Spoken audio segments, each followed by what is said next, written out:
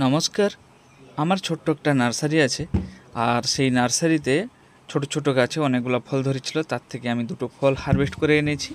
এগুলা পাড়ার মতন হয়ে গেছে, তো তার জন্য আমি এগুলাকে গাছ থেকে পেড়ে এনেছি। এখন এগুলা কেটে আপনাদেরকে দেখাবো আর এর টেস্ট রিভিউ দেবো। এইটা হচ্ছে বারুইপুরের একটা ভ্যারাইটি, তো এটা প্রচুর ফলন হয় আর খেতেও খুব সুন্দর।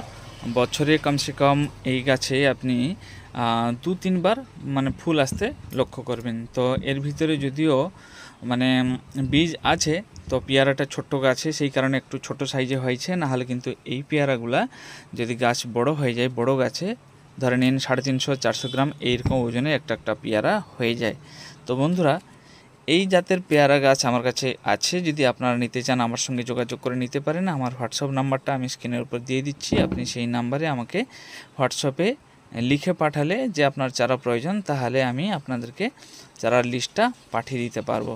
তো বন্ধুরা, এর ভিতরে যে বীজগুলো থাকে না, বীজগুলো কিন্তু শক্ত না, নরম। আর পেয়ারাটা খুবই মিষ্টি হয় খেতে।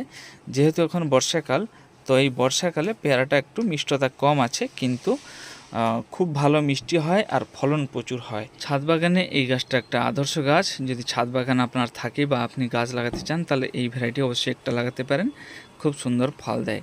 তো বন্ধুরা, ভিডিওটা যদি ভালো লেগে থাকে লাইক শেয়ার সাবস্ক্রাইব অবশ্যই করে নেবেন। যদি চারা দরকার হয় তা আপনি হোয়াটসঅ্যাপে হাই লিখে পাঠাবেন, চারার লিস্টটা আমি আপনাদেরকে পাঠিয়ে দেবো।